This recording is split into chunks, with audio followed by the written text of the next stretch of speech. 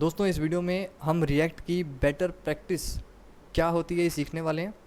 और इस वीडियो में मैं आपको कुछ ऐसी चीज़ें बताऊंगा जिनको आप हमेशा जब भी आप रिएक्ट में कोड करें या नेक्स्ट जेएस में कोड करें तो अपनी प्रैक्टिस में रखिएगा और इसे हमेशा इसी तरीके से काम करिएगा जो मैं अब आपको बताऊंगा, क्योंकि इससे एक तो आपका काम आसान हो जाएगा, सेकंड ये आपके कोड को काफ़ी ज़्यादा अच्छा बना देगा। चलो देखते हैं करना क्या है। सबसे पहले ये नेक्स्ट जेएस का कोड है, मैं बता देता हूँ। नेक्स्ट जेएस रिएक्ट का फ्रेमवर्क है, ओके। तो ये दोनों में जो चीज़ें मैं आपको बता रहा हूँ, प्रो टिप्स जो मेरी तरफ से मैं आपको बता रहा हूँ, ये दोनों में अप्लाई होगी। अभी मैंने एप्लीकेशन को होस्ट किया हुआ है और मैंने एक ऐसे पेज का रिक्वेस्ट किया हुआ है, एक ऐसे राउट का रिक्वेस्ट किया हुआ है जो अभी तक एग्जिस्ट नहीं करता है। दैट इज़ वाई मुझे 404 page could not be found का ये एरर देखने को मिल रहा है, जो कि बहुत नॉर्मल सी बात है कि जब कोई पेज एग्जिस्ट नहीं करता है तो वही दिखेगा। तो सबसे पहली टिप तो मैं यहीं से दूंगा कि पेज बनाना कैसे है। जनरली हम इस पेजेस के फोल्डर के अंदर जाते हैं या एसआरसी का फोल्डर आपको यहाँ मिलता है, आप उसके अंदर जाते हो, डायरेक्ट फाइल का नाम लिख देते हो, जो कि कभी भी नहीं करना। फाइल का नाम सिर्फ एक मेन जो इंडेक्स फाइल रहता है उसी का रहेगा, index.js। उसके अलावा कभी ज़िंदगी में डायरेक्ट फाइल का नाम मत लिखना, ओके। वो काम करता है लेकिन वो बेटर प्रैक्टिस नहीं है। बेटर प्रैक्टिस क्या है? आप पेजेस के फोल्डर में आप हो या एसआरसी के फोल्डर में हैं तो आपने करना क्या है, आपने यहाँ पर एक फ़ोल्डर बनाना है, ओके। आपने एक फ़ोल्डर बनाना है, जैसे कि मैं अगर यहाँ अभी एक फ़ोल्डर बना लेता हूँ, मैं अगर यहाँ एक फ़ोल्डर बनाना चाहूँ तो मैं होम के नाम से एक फ़ोल्डर बना लेता हूँ। ऑलराइट, सो मैंने होम के नाम से एक फ़ोल्डर बनाया। अब इस फोल्डर के अंदर फ़ाइल बनानी है तो फाइल का एक्सटेंशन क्या रखें, JS रखें या JSX रखें? सबसे पहले तो आज मैं यही क्लियर कर देता हूँ। देखो, जब आप फाइल का एक्सटेंशन JS रखते हो तो आपको सिर्फ़ और सिर्फ जावा स्क्रिप्ट के फीचर्स का एक्सेस मिलता है। आपको सिर्फ और सिर्फ जावा स्क्रिप्ट का एक्सेस मिलेगा, यानी कि अगर आप कुछ भी टाइप करोगे XYZ तो जो ऑटो कंप्लीट रहता है टेक्स्ट एडिटर का बाय डिफ़ॉल्ट, वो सिर्फ और सिर्फ जावा स्क्रिप्ट के सजेशंस आपको निकाल करके देगा। जावा स्क्रिप्ट का ही कोड का फीचर आप एक्सेस कर पाएंगे। लेकिन अगर आप एक्सटेंशन का यूज़ करते हैं JSX, ओके, .JSX, सो यहाँ पर क्या होता है, पहले ध्यान से देखो, पहले JS आ गया, उसके बाद X आया है, इसका मतलब जावा स्क्रिप्ट XML है। JSX का मतलब होता है JavaScript XML। Basically JavaScript का XML फॉर्मेट है ये, ओके, जिसमें कि HTML के तरीके से HTML के स्ट्रक्चर को दिखाया गया है जावा स्क्रिप्ट में। एक्चुअल में वो HTML नहीं है, वो बिहाइंड द सीन्स HTML को क्रिएट करता है जावा स्क्रिप्ट का कोड ही। जैसे document.create एलिमेंट करके होता है, वो चीज़ बिहाइंड द सीन्स चल रही होती है, कहीं आपको नहीं दिखता है। वो अपने आप, ये लाइब्रेरी जो है रिएक्ट या जो फ्रेमवर्क है नेक्स्ट जेस, ये अपने आप बिहाइंड द सीन्स जब पीछे अपना काम करता रहता है। आपको बाहर क्या दिखता है? आपको दिखता है बस HTML के जैसा दिखने वाला एक टैग, ओके। तो सबसे पहली चीज़ तो यही है कि कभी भी अगर आप पेज के अंदर कोई अपना पेज बना रहे हो, जैसे कि मैंने अभी बताया कि मैं होम नाम से बना रहा हूँ, मैं लैंडिंग पेज बना रहा हूँ या मैं कॉन्टैक्ट का बना रहा हूँ। यहाँ कोर्सेज़ के पेजेस हैं, देख सकते हैं, प्रमोट है, साइन अप है, स्टोर है, वीडियोज़ है। तो ये जो भी मेरे पेजेस हैं, ये क्या है, ये इनका अब नेक्स्ट जेएस में तो फोल्डर स्ट्रक्चर ही राउटिंग होता है ना, तो इसलिए यहाँ पर तो आपको फोल्डर स्ट्रक्चर ऐसे देखने को मिल रहा है। लेकिन मेरा कहने का मतलब यह है कि जब भी आप पेजेस बनाओगे, आप कंपोनेंट्स बनाओगे, always use .jsx extension, okay.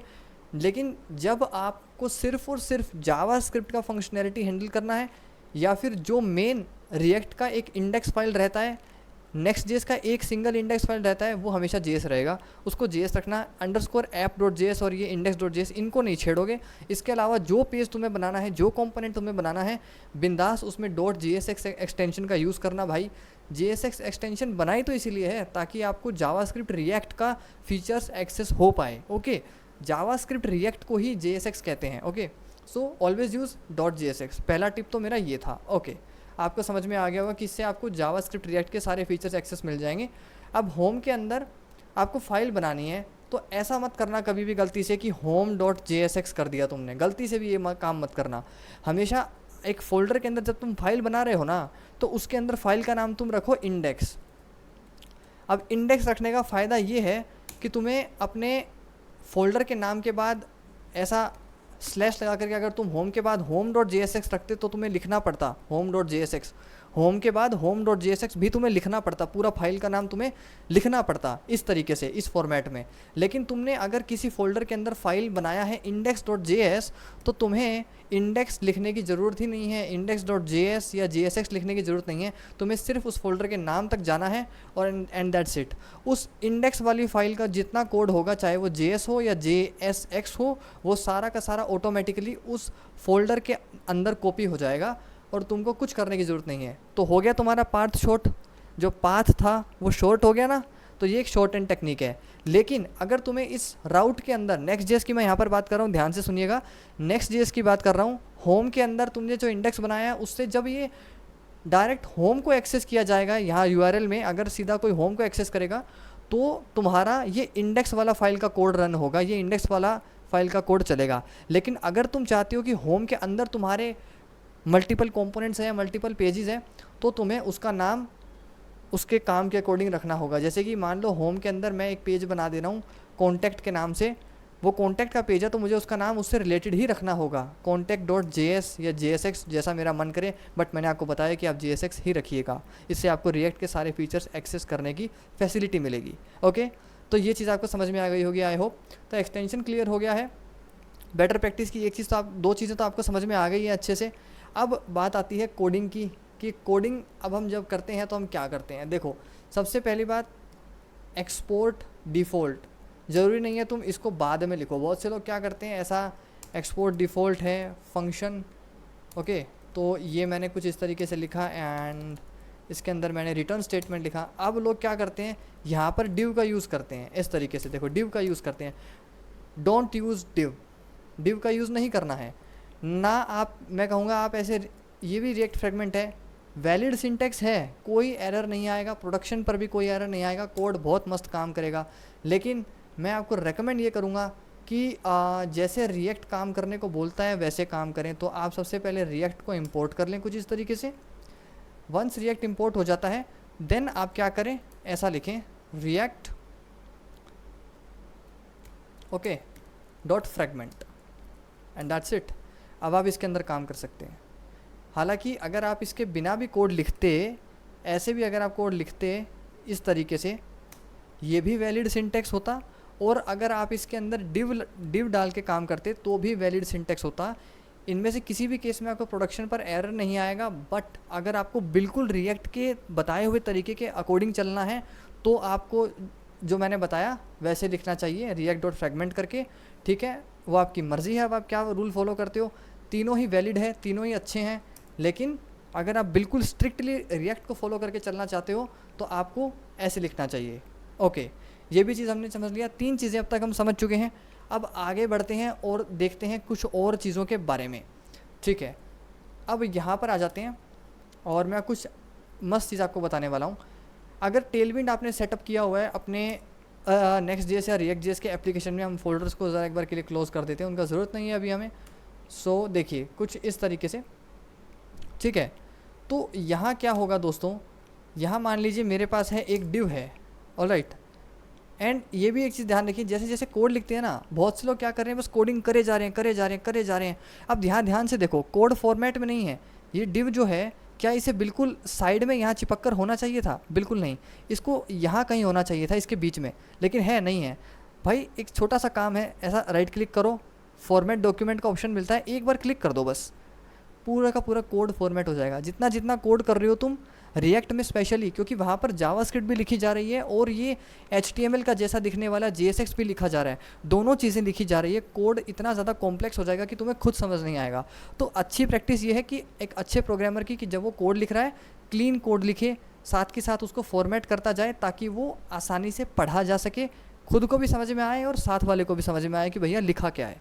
Okay, अब बात करते हैं कि टेलविंड हमने सेटअप किया हुआ है। अब टेलविंड का क्लास देखो, जैसे ही हम नॉर्मली लिखते हैं तो हम ऐसा लिखते हैं, ओके, कुछ इस तरीके से। तो मैं सबसे पहले क्या करता हूँ, मैं आपको इसे थोड़ा सा रन करके दिखाता हूँ। तो ये हमारा था होम के अंदर, ऑलराइट। सो होम के हम एंटर हिट करते हैं एंड अभी हमें कुछ नहीं देखने को मिल रहा है। बिल्कुल ठीक बात है, हमें देखने को मिलेगा भी नहीं।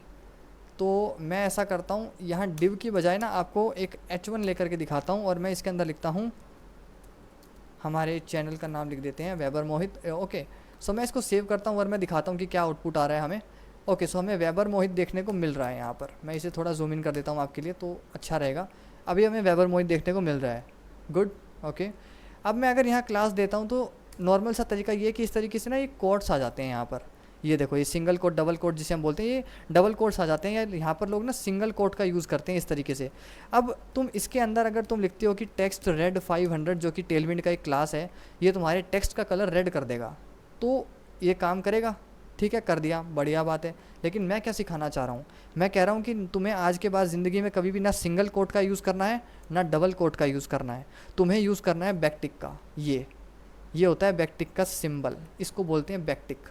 ठीक है, ये जो थोड़ा सा तुमको दिख रहा है तिरछा टाइप का, इसको बैकटिक बोलते हैं। लेकिन बैकटिक को कभी डायरेक्ट यूज़ नहीं किया जा सकता है।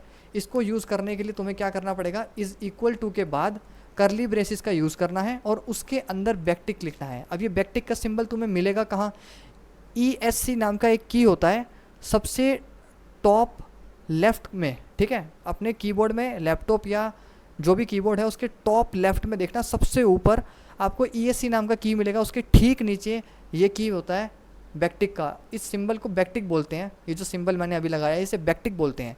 ये एडवांस्ड जावास्क्रिप्ट में इंट्रोड्यूस कराया गया था टेम्पलेट लिटरल्स को यूज़ करने के लिए। ओके, तो टेम्पलेट लिटरल का यूज़ आप कर सकते हो इसके जरिए बड़ी आसानी से। तो अब मैं दिखाता हूँ, अगर मैं अभी भी इसके अंदर लिखता हूँ कि टेक्स्ट रेड और 500 में लिखता हूँ तो हमारा कोड बिल्कुल सेम ही काम करेगा। ठीक है, अभी भी टेक्स्ट का कलर रेड हो जा रहा है, लेकिन फ़र्क क्या है, फ़र्क ये है दोस्तों कि अब अगर मैं यहाँ डायनेमिक क्लास देना चाहता हूँ, ओके, सो मैं कह देता हूँ कि देखो, मान लो मैं यहाँ क्लास देता हूँ कि CSS नाम से मैंने बना लिया और मैं यहाँ लिख देता हूँ कि टेक्स्ट, और मैं यहाँ टेक्स्ट को साइज़ दे देता हूँ कुछ भी, जैसे कि मैंने लिख दिया कि टेक्स्ट 2XL। Okay, 2XL। तो यहाँ पर बेसिकली मैंने क्या करा, टेक्स्ट का साइज़ बढ़ा दिया और मैं उसको फ़ॉन्ट बोल्ड कर देता हूँ, यानी कि टेक्स्ट को बोल्ड बना देता हूँ। अब मैंने यहाँ पर जो ये CSS दिया है, सपोज़ करो ये डायनेमिक CSS मुझे देना था किसी चीज़ के ज़रिए, मैं इस CSS को यहाँ लिखूँगा। अगर मैंने सिंगल कोट का यूज़ किया होता तो मुझे पूरा एडिट करना पड़ता, मुझे पूरा ये हटाना पड़ता, फिर पीछे जा कर के मैं ये हटाता, फिर मैं यहाँ पर डबल कोट लगाता, तो ये लेंथी तरीका है, प्लस इसमें एरर आने के चांसेस ज़्यादा हैं। अब पता नहीं आप कितना हज़ारों लाइनों का एक प्रोजेक्ट में कोड कर जाओगे, क्या कितनी जगह जा कर के आप एडिट करोगे, कितनी जगह पर आप सिंगल कोट को हटाकर डबल कोट करोगे, डबल कोट को हटा करके बैकटिक लगाओगे, कितनी जगह पर आप ये करली ब्रेसेस लगाओगे, फिर आपको समझ नहीं आएगा कि करली ब्रेसेस कहाँ से लगा है, कहाँ पर शुरू हुआ है, कहाँ पर ख़त्म नहीं हुआ, तो इससे एरर प्रोड्यूस होता है।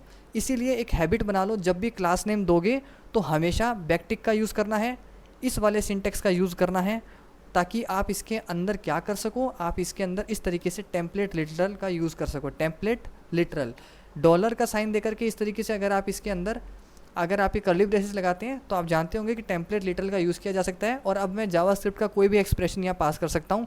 बेसिकली इसके कर्ली ब्रेसेस के अंदर जावास्क्रिप्ट इनेबल हो जाता है, आप उसके अंदर जावास्क्रिप्ट का कोड लिख सकते हो। तो अब मैंने CSS नाम से एक वेरिएबल बनाया है जो कि स्ट्रिंग टाइप का है, और उसके अंदर क्या है, उसके अंदर टेल विंड का क्लास लिखा है। पहला क्लास है जो ये कहता है कि टेक्स्ट का साइज़ बढ़ा करके 2XL कर दो और उसका फ़ॉन्ट बोल्ड कर दो।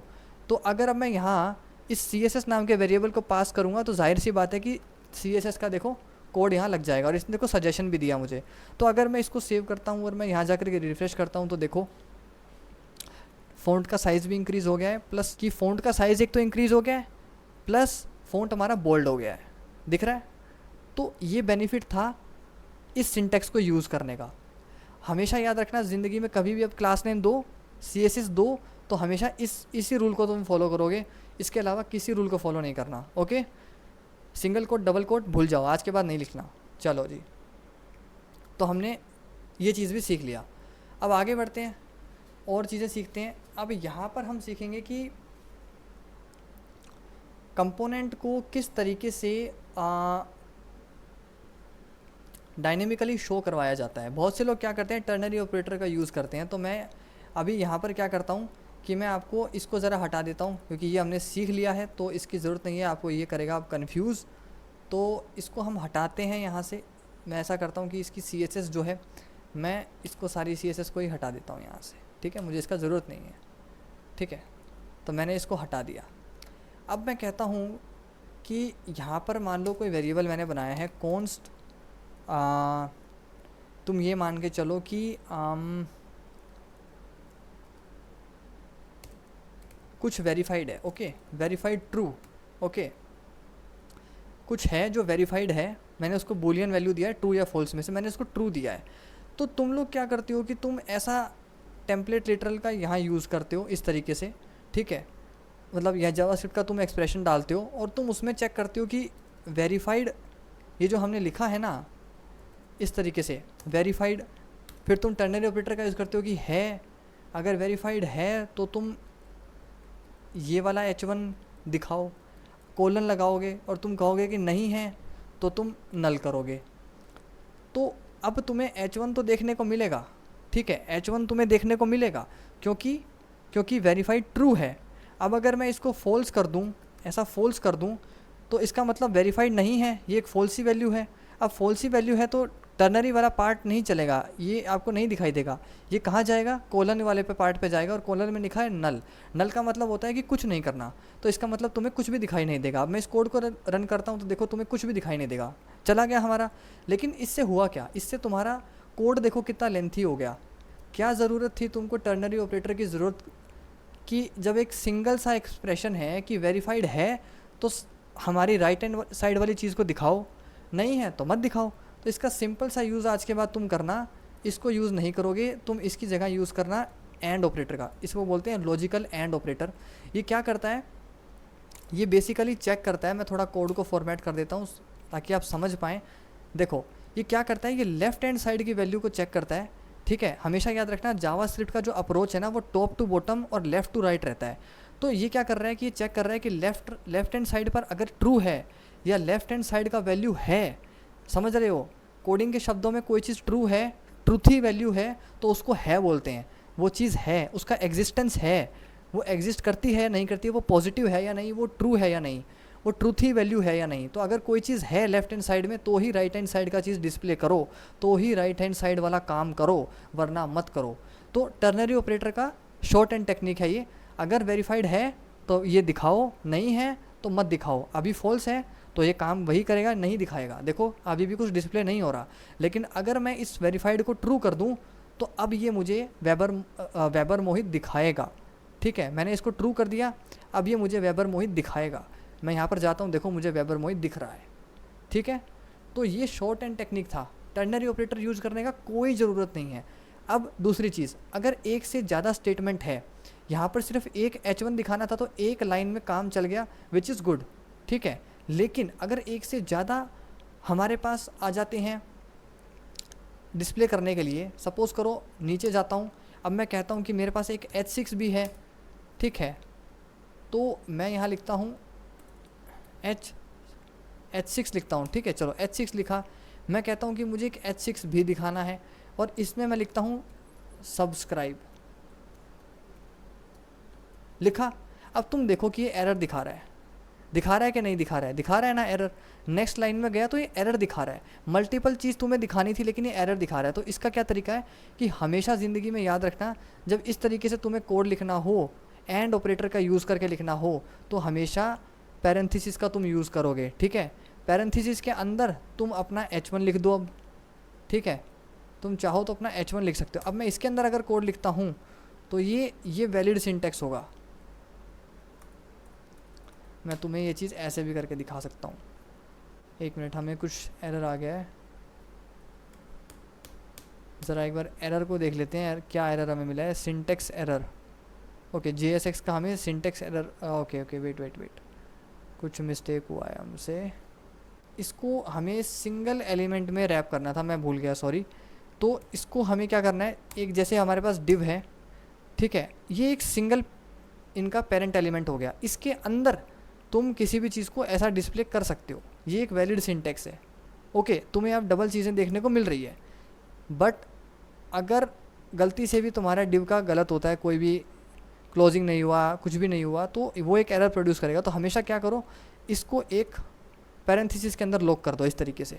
तो अब क्या होगा, अब तुम्हें पता रहेगा कि पैरेंथेसिस कहाँ शुरू हुआ है, कहाँ ख़त्म हुआ है। तो कोड को तुम बहुत आसानी से आइडेंटिफाई कर सकते हो कि कहाँ से कहाँ तक का कोड है। जब तुम बहुत सारा ये जो JSX का कोड है ना, बहुत सारा तुम लिख दोगे, यहाँ हज़ारों लाइनों का कोड जब यहाँ हो जाएगा ना, तब ये पैरेंथेसिस तुम्हें हेल्प करेंगे ढूंढने में कि तुम्हारा कौन सा कोड एंड ऑपरेटर वाला कहाँ से शुरू हो रहा है और कहाँ पर ख़त्म हो रहा है।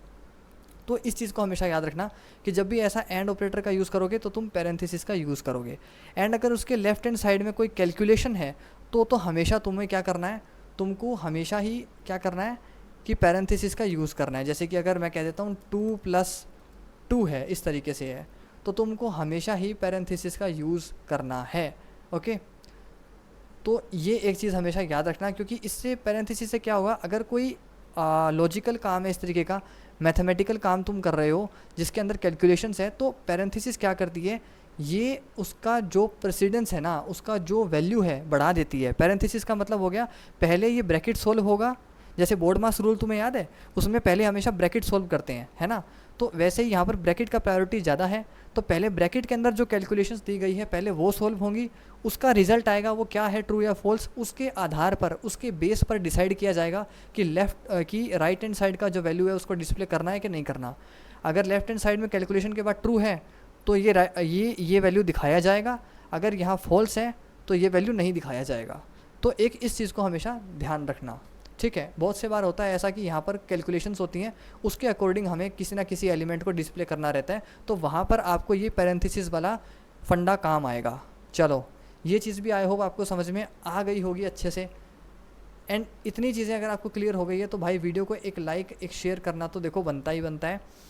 तो आई होप आपको इतना समझ में आ गया होगा अच्छे से कि रिएक्ट में जब आप काम कर रहे हैं तो आपने इस अप्रोच से चलना है, इस तरीके से आपने काम करना है। तो इन चीज़ों का हमेशा आपने ध्यान रखना है, इन चीज़ों को फॉलो करना है, इन रूल्स को फॉलो करना है, तभी आप अच्छा रिएक्ट में कोड कर पाएंगे। और ज़रूरी नहीं है कि फंक्शन को इस तरीके से आप अलग से नीचे से एक्सपोर्ट डिफ़ॉल्ट करें, यहाँ साथ में भी एक्सपोर्ट डिफ़ॉल्ट आप कर सकते हैं। सो गाइज़, आई होप आपको ये वीडियो पसंद आया होगा। ये वीडियो अच्छा लगा है तो इसको लाइक करें, शेयर करें, और ऐसी और वीडियोज़ के लिए आप चैनल को सब्सक्राइब कर सकते हैं। मिलते हैं एक नेक्स्ट वीडियो में, कुछ नया सीखेंगे। तब तक के लिए गुड बाय।